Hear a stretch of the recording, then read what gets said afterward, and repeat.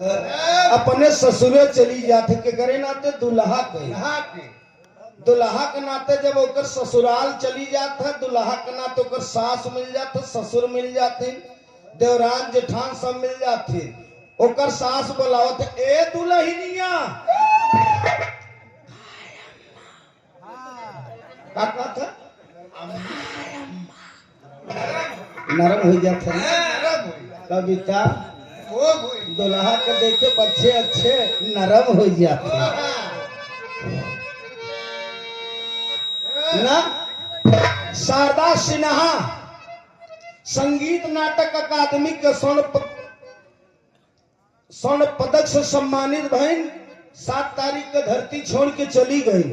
वही गाना गा रहे कहे बाबा दिहल न टीकावा अरे साधु रहमत जानी पलमुआ कैसे जबरे छोटी न नदी फिर जाता दादा के ठिनवा देख लो एक अपने हमारे यहाँ कहते ठुनमुनिया कजरी आई कहे कौन रंग मुंगवा दोनों जने जान ले जाओ ननद भौजाई बन के हाँ ननद भौजाई और हरस के समझ लो कुछ हाँ कहे कौन रंग मुंगवा कौन रंग मोतिया कौन रंग नाना गिरे तोर पीरना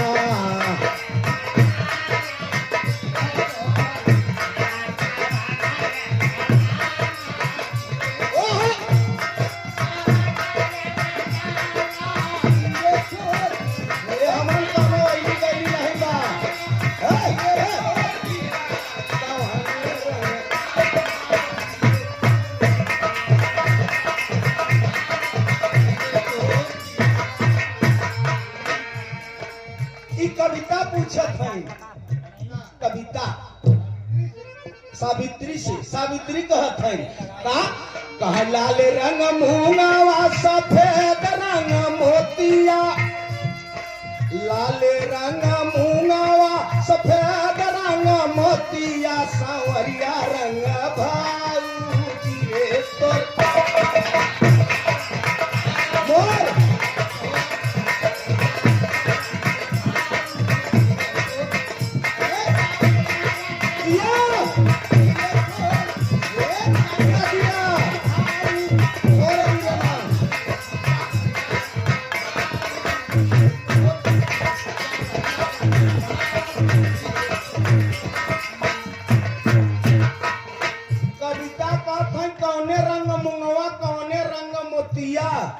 कौने रंग भौजी रे तोर बिरना सावित्री कहत है लाले रंग मुंगवा सफेद रंग मोतिया संवरिया रंग भौजी हमार बिरना बिरना मंजू भैया को शबाद माँ पुरस्कार 201 रुपया का माँ पुरस्कार हुआ। चरणों में प्रणाम सब भैया के नमस्कार बाबू लालता यादव आप भवानीपुरवा से 101 रुपया अच्छा सॉरी भोलानाथ यादव भवानीपुरवा से आपको 101 रुपया का पुरस्कार हुआ था। तार सुखी रखे परिवार सुखी रहे। सेवा में श्रीमान प्रयाग म्यूजिक बाबू राम आशीष यादव कुंडा प्रतापगढ़ के धरती से 101 रुपया का पुरस्कार सुंदर पुष्पहार से सम्मान किए। आपके पड़ोसी राजू पाल इस समय अंबेडकर नगर में कार्यरत हैं। मोबाइल में 501 रुपया पुरस्कार देकर सम्मान के मालिक सुखी रखे परिवार सुखी रहे।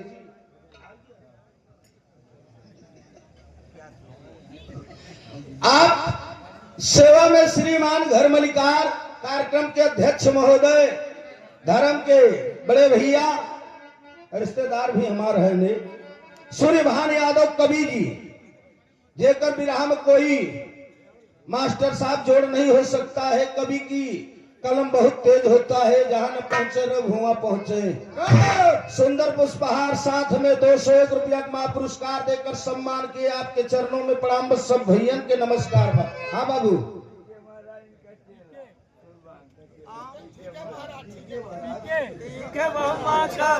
अच्छा पीके महाराज हमारे सूर्य भान कवि जी के शिष्य आपको 21 रुपया का महापुरस्कार हुआ। सादर चरणों में प्रणाम सब भैयन के नमस्कार भाई।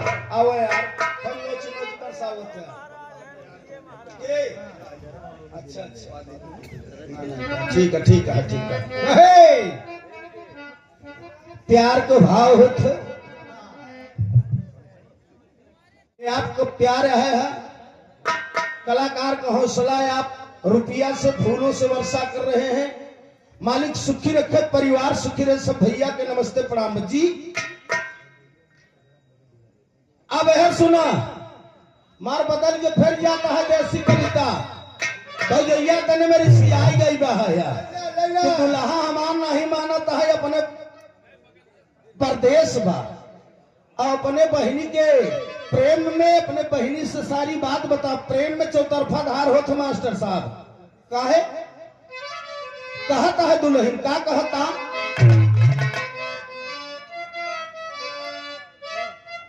सेवा में श्रीमान राम जैसे यादव बड़े भैया कई खुर्द से आपको और 51 रुपया का पुरस्कार हुआ। बाबू के चरणों में प्रणाम सब भैया के नमस्कार बजी।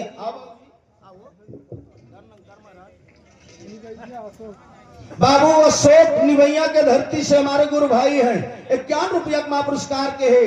मालिक सुखी रखे, सतगुरु माता सुदीक्षा जी पूरे परिवार के कुशल मंगल रखे, चरणों में धनंकार बहाया। हाँ हाँ हाँ वही हो भाई करे अच्छे चिंता जिन करे। हाँ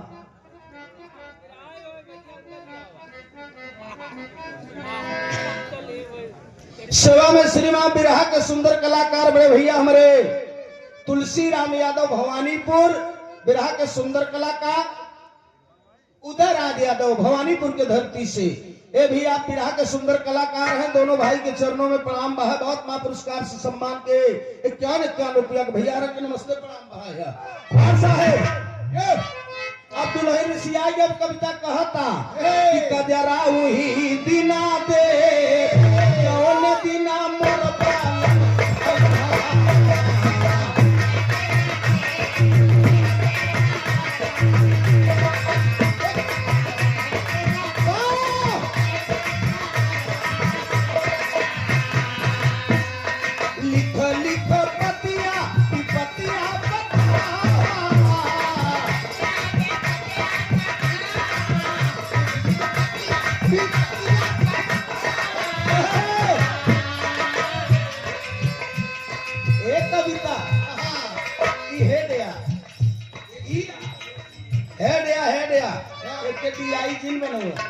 जितना मांगे वो तना जबरी आवाज से कभो मत करे। ऐसे खिलवाड़ रचो की हुई जिन दादा हमारे पहले कहा जितना मांगे उतना से जबरदस्ती कभो करे जिन दोनों शर्त और तो नहीं बा है। कलाकार एक होता है परमात्मा केवल ये ध्यान दे ले। जबरी आवाज से कभो लड़े तो कोशिश जिन करे। और हम देखा थे तू जबरी लड़त हो मास्टर साहब लौटाया हुआ जैसे इंजन जात वैसे डब्बा जाए चाहे चढ़ गया डब्बा ना तो इंजन के जाने गड़बड़ाई जाए।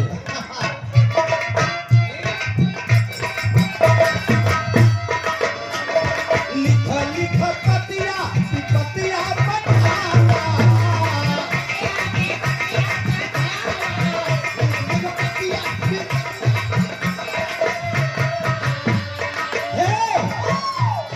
पतिया का अपने जब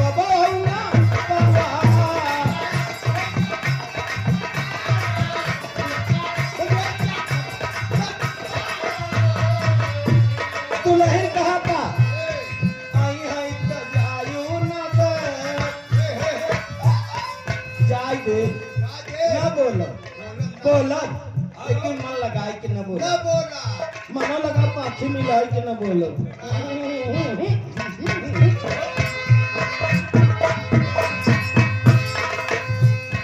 आई हाई तो जायो न दे जौन दिना मरला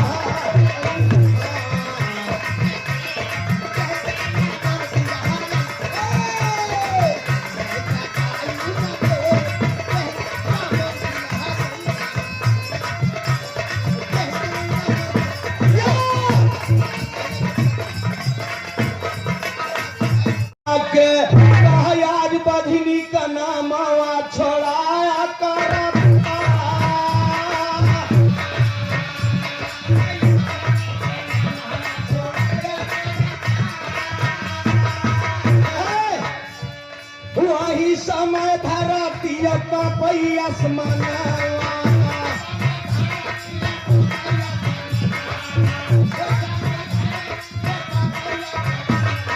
माई और बेटवा का देखी प्यार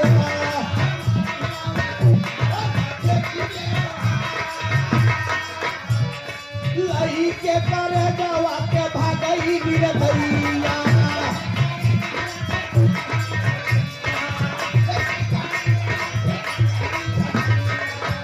लाग रहिया में गिरी गई यार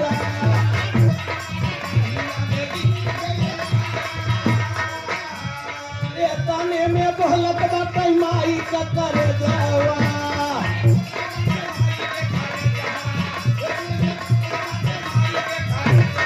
चोट लागो तो बेटा लेते न समारा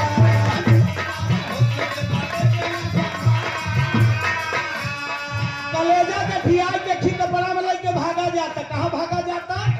लड़की के पास, प्रिया के पास बाजी लगाए बने हल्के में हमके जी नहीं रहू प्रेम करते तो सब मोहब्बत करते तो माई के मार के कलेजा लेके आवो तई है। कलेजा लेके जैसे घरे से निकला तो दूरी पहुंचा, सड़क पर मास्टर साहब ठेह लगा। अब गिर गया, जब गिर गया तो कलेजा कुछ दूरी पर गिरा तो महतारी का अपने को दूर पर गिरा था। तब वो माँ का कलेजा गिरे के बाद बोला था, ए बेटा ए प्रियांशु तोरे चोट लगी का बेटा अपने आप को संभाल ले, आराम से लेके जा तो के जौन करे के रहा बेटा चोट लागे बेटवा के तो दवाई आई ले ले बेटवा बड़ी गलती हुई गवा वही तने में बोलत बाटे माई का करे जावा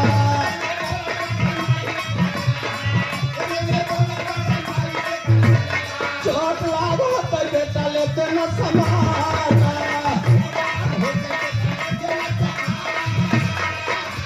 लई के करेगा पहुंचा नारी के भवन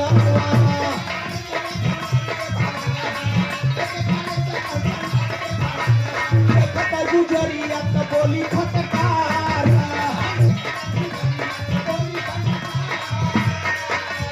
ऐसे नीरा दैया के हम न दर्दिया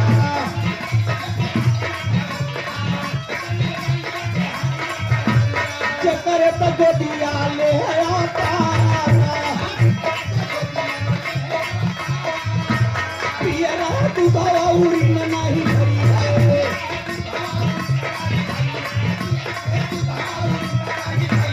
कई से तो भूल गए माई जी का प्यार आगे का बयान सुनो हमारे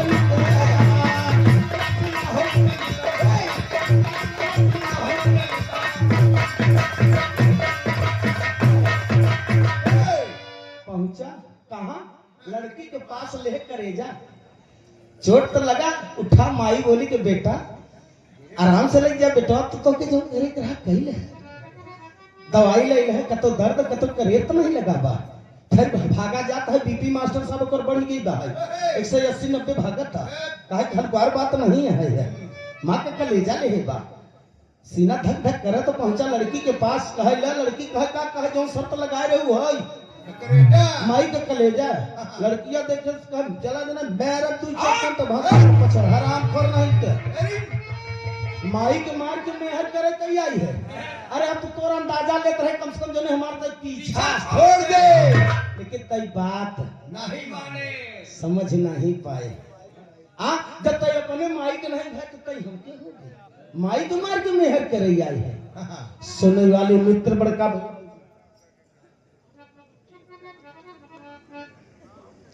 सेवा में श्रीमान भोलानाथ यादव जी भवानीपुर के धरती से 101 रुपया का पुरस्कार के सुंदर पुष्पहार से सम्मान किए। दातार सुखी रखे, परिवार सुखी रहे। गौर करें आप लोग, पारिवारिक बात है। माता पिता संसार के सबसे बड़े भगवान होते। हर बातचीत हो तो लड़की डांटा था, गांव वाले पहुंचन केस कहते हैं, पुलिस आन दूठनी पकड़ के लेके जात हम थाने में 2-4 यादव बिरादरी रहन 2000 कहा कुछ सोना कहा काब है कहा यार हरिश्चंद्र इतना अच्छा मन दुनिया छोड़ के चला गए तो उनका लड़का प्रियांशुआ अपने महतरिया के मार के मेहर करे जाता तो आप पुलिस लेके गहन थाने में जेल में जाता। तब से पुलिस दरोगा हाथ में हाथ करी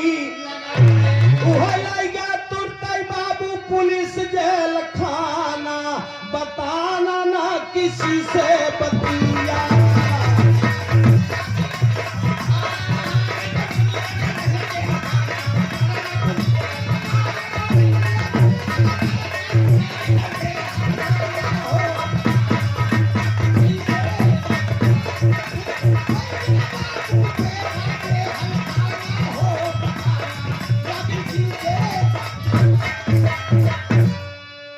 सब बात के ही बात है, पूत कपूत सपूत यही तीन संसार में होते हैं। बड़का भैया जो माता पिता की सेवा कर ली मास्टर साहब, उससे बड़ा कोई भगवान नहीं होते। इतना ही ना जे तो भवे की है, लेकिन 302 के मुलजी भर गया के प्रियांशुआ पहुंच गया कचहरी में सीजीएम के यहाँ।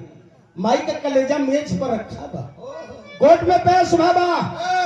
हाकिम साहब जज साहब पूछा था, क्या लड़के तूने अपनी माँ को मारा? तुमने जुल्म किया है, आज तुम्हारी फांसी होगी। लड़का बोलत नहीं, वो माई के कलेजा रखा बा। तब प्रियांशुआ रोई के ठिबात कर पंधारी दादा वाला आखिरी तर्ज लग लाला तनी पत्ती और बढ़िया।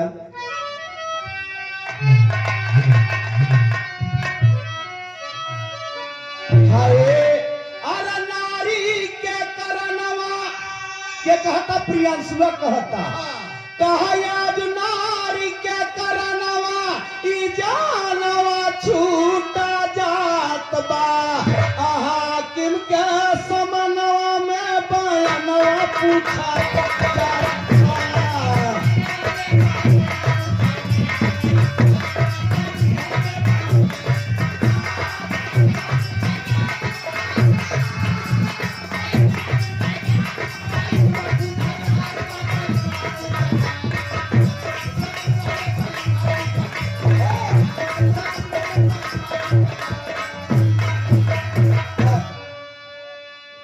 कोई न शहादत कोई न छुड़ाने वाला, लड़का रही रही बाबू खूब असुआ। जज साहब कहन सही सही बताना, आज तेरा फांसी होगा। तब वह जौन में जिया पर माइक कलेजवा रखा रहा, फिर आवाज करता का करता माता का माँ कहता, कहा अरे अपने आप के छुरा मारा। साहेब अरे अपने आप के छुरा मारा, आज जानवा छूटा जात बा। हाकिम के समनवा में बयानवा पूछा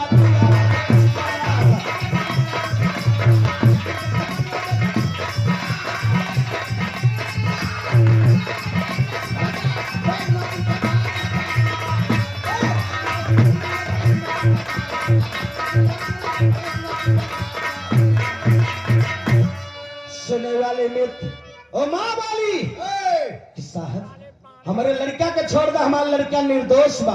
हमारा लड़का हमके नहीं मारे, हम अपने आप के स्वयं छुरा मारी है। पंच के बीच में हाकिम के सामने आवाज आवो तो वही मेज पर माँ का कलेजा रखा बा। तब प्रियांशुआ सोचा था कि माई के मारा, मेहरारू छुटी गई, माई चली गई। गांव देश में एक दुश्मन अलग बने, नात बात सबसे हम दुश्मन बन गए। अब हम करी तो क्या करी? तब रोता। यही बड़े कहा गया है मास्टर साहब, बिना विचारे सो पीछे काम बिगाड़े अपना, जग में होत हसा। इंसान अगर सोच समझ के जो देना काम कर दे वह देना गलती ना हो। लेकिन यहाँ जल्दबाजी में अच्छे अच्छे आदमी देखत है गड़बड़ाई जाता है ना। गड़बड़ाने के बाद पश्चाताप कर क्या बताइए, अगर कहीं सच्चा समझ। तब कहा था प्रियांशुआ बोल के क्या कहा था, कहा आज माई का मरनवा सुनाई वाले पंचम सही न जात बा। हाकिम के समनवा में बयानवा पूछा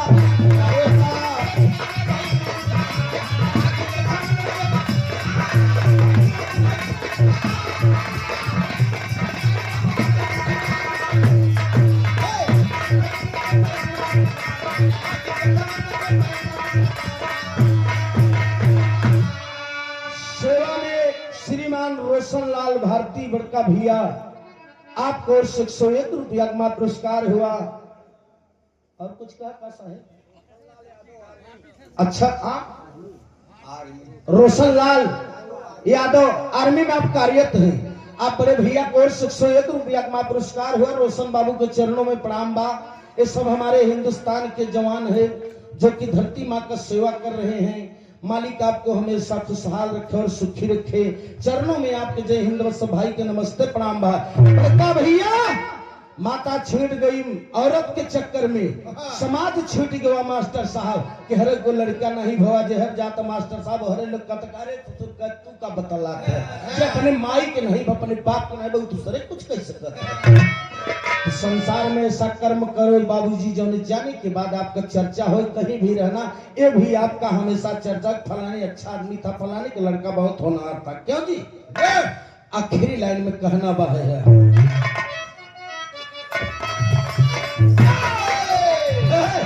छोटी तक माँ का बयान से लड़का प्रियांशु छूट गया, लेकिन घर के भवन घाट के टहरा इलाज काहे टहरा था कि गलती बड़ी लंबी की है बा। और जो गलती कही जात है ना फिर संसार में के रहे लायक भी नहीं रह के हकदार बा। लिखते राम सुमेर तूफानी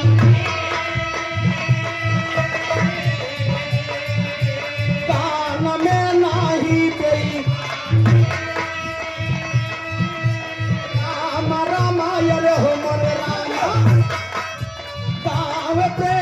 चंद सतगुरु के धराना हो बताना न किसी से